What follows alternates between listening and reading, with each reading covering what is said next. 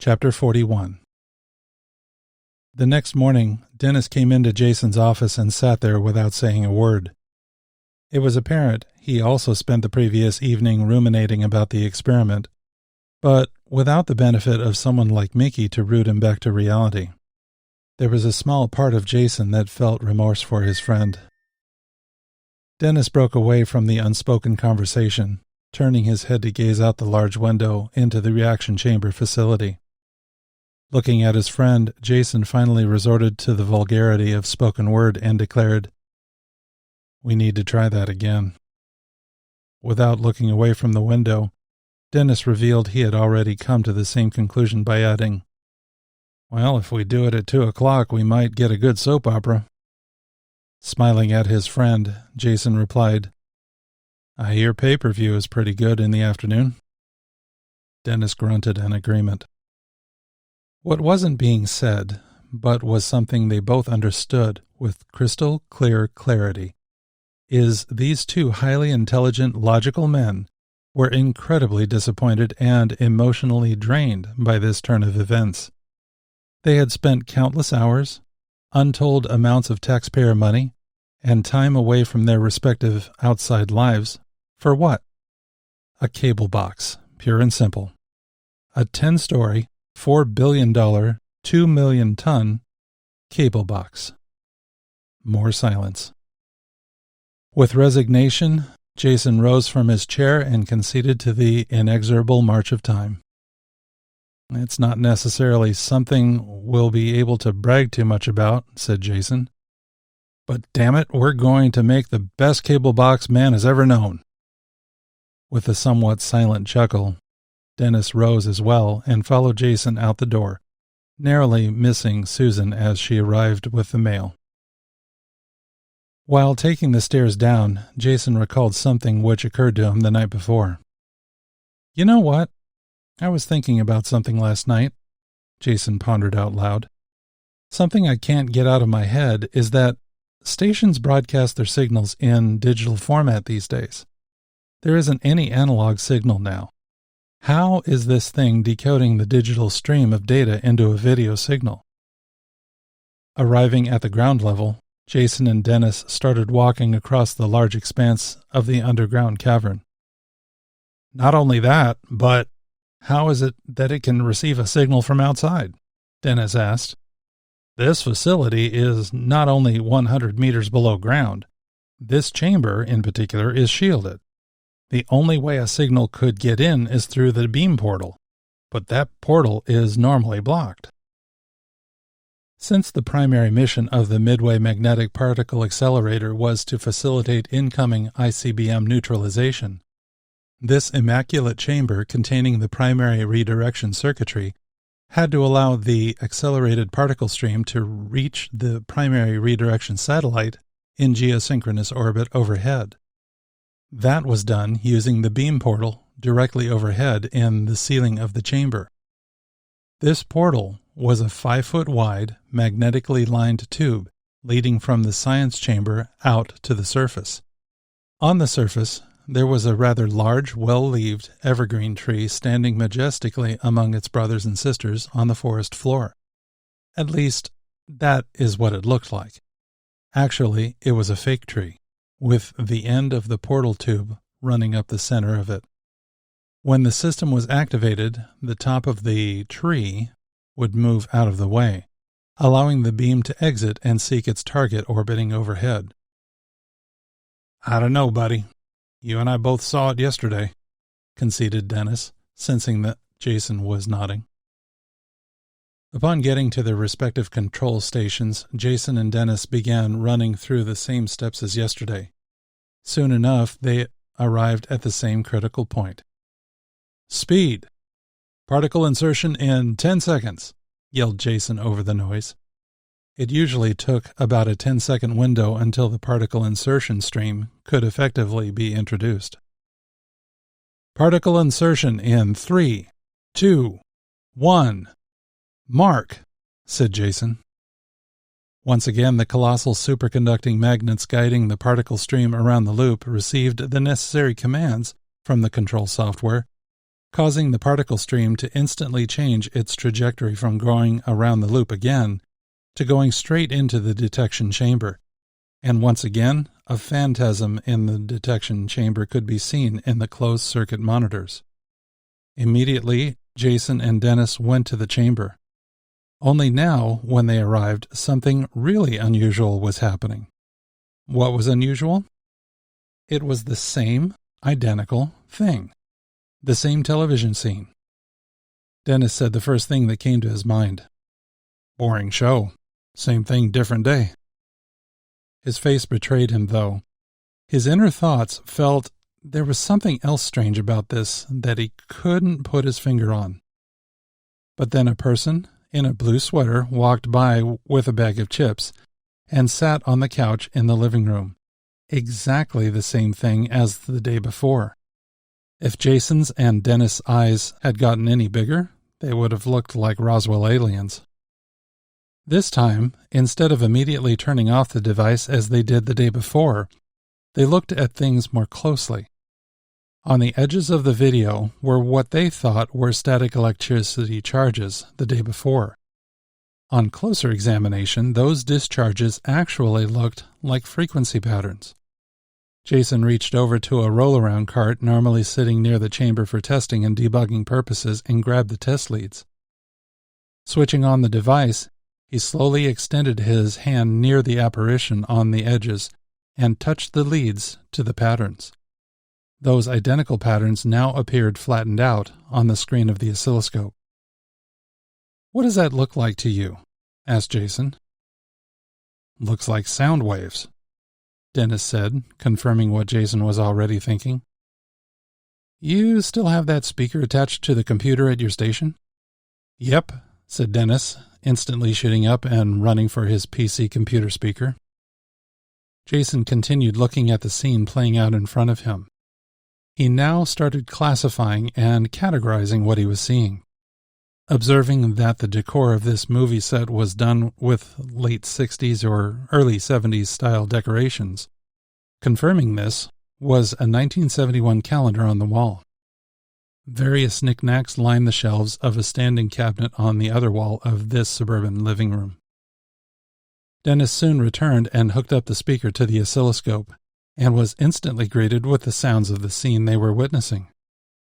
Dennis continued to have a quizzical look on his face, while Jason strained to hear everything. There was a TV playing, and the sounds were easily recognizable as the newscast. Over the speaker, the voice of the man clearly came through. "Bonnie, can you get me a beer, dear?" The woman replied with a lilt in her voice. "What's a beer, dear?" The woman laughed, the man chuckled, Jason smirked. Dennis passed out. When he came to, the room around him was oddly quiet, and he was being attended to by EMTs kept on staff at the facility. It took a while for his eyes to adjust to the light again, and the room was slowly settling in from having been spinning. Making motions from the floor to sit up, the EMTs helped him do so. Dennis could see he was still in the reaction chamber of the particle accelerator. However, the video image was no longer there, and the power systems of the detection chamber were quiet. The systems had been shut down, and he couldn't remember that happening. After a few moments, Dennis realized he had passed out. More importantly, he fully recalled why that happened, and the realization was overwhelming. Not enough to cause another blackout, but enormous nonetheless. The implications, if true, would change the entire world of science forever. And at this moment, he was the only one on Earth who knew it. For a few minutes, the EMTs did their job to the best of their ability. Dennis decided to come up with a cover story. He hadn't had breakfast that morning and must be suffering from low blood sugar.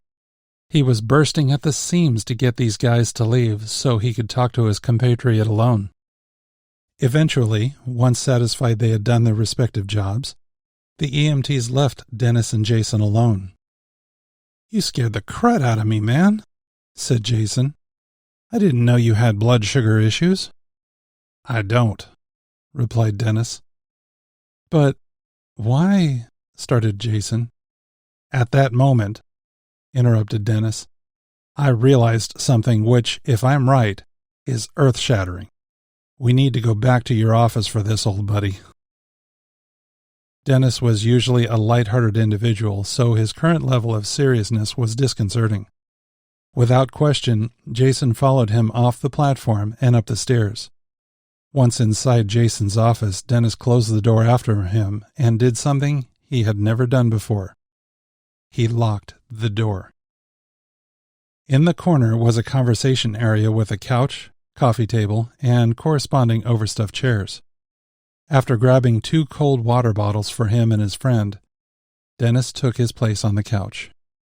Speaking slowly, he began, "When that video came up, I was just as intrigued as you were, but there was something else about it I couldn't quite put my finger on. It was like that feeling you get when something is right on the tip of your tongue. It wasn't until we heard that soundtrack that it hit me like a freight train." "What was it?" asked Jason. "Those people we saw?" "They're my parents," said Dennis. "Run that past me one more time?" asked Jason. "You heard me," replied Dennis. "Since when do you have parents in the TV industry?" asked Jason. "Well, that's just it. I don't." "Okay, now you're just not making sense." "Yeah, it gets weirder than that." "How?" asked Jason. "Not only are my parents dead, but prepare yourself for this. I remember living that scene. I don't know if you saw it, but up there at the top of the stairs was my little face peeking out. I was supposed to be in bed, but I wanted to see the landing of the astronauts on the moon that night. So I snuck out so I could watch it on the news. It was one of the more pivotal moments in my childhood." Jason was stunned. "That joke about the beer deer was a running joke between them. I heard it 5 million times growing up. I was sick of it right up until the day they both died in a car accident when I was in college. From that day forward, I always secretly wished I could hear it once more. I don't know how we did it, my friend, but you and I somehow created a way to see something that happened in the past. My past." "Oh my God," was all Jason managed to mutter. He looked out the window for a bit, looked at Dennis again, then down at the carpet. "You're telling me this isn't recorded video?" asked Jason. "Think about it, bud. Think about how clear it was, and the state of recording technology back then. This was high definition if it was anything. And I'm telling you, there wasn't any recording of that day. I was there. That scene we just saw was exactly what happened. We just created a sort of Einstein-Rosen bridge," finished Jason. It was Dennis's turn to call out to God. "If what you say is true, that means we've created a stable wormhole to somewhere in your life. Why did it settle on an event in your life?" wondered Jason. "The odds of creating a wormhole to an event in your past seem too enormous to happen." Dennis got up from his seat, thought about it for a moment, then he turned around and said, "Not really, now that I think about it." "How's that?" "One of the things I do, one of the quirks I have, is using numbers I'm familiar with when it comes to numeric constants in my experiments," explained Dennis. "I do it that way because it creates a set of known parameters I work out from, in case I need to reproduce an experiment." "Go on." "When I was setting up the laser frequencies for the experiment in the chamber, I calibrated the pulse to be for a specific number of nanoseconds corresponding to that date. I set it for 2,031,971.06 nanoseconds. That number corresponds to February 3rd, 1971 at 6 p.m. That is the specific date and time of that event in my life." "Okay, that would explain the date and time, but What about the location? Asked Jason. I did the same thing with the longitude and latitude coordinates on the Gauss level in the magnetic field of the portal. This was the first time Dennis called it a portal. Are you telling me it wasn't random at all, but the result of some lucky guesses? Asked Jason credulously. That's exactly what I'm telling you, replied Dennis. Okay, let's test your theory.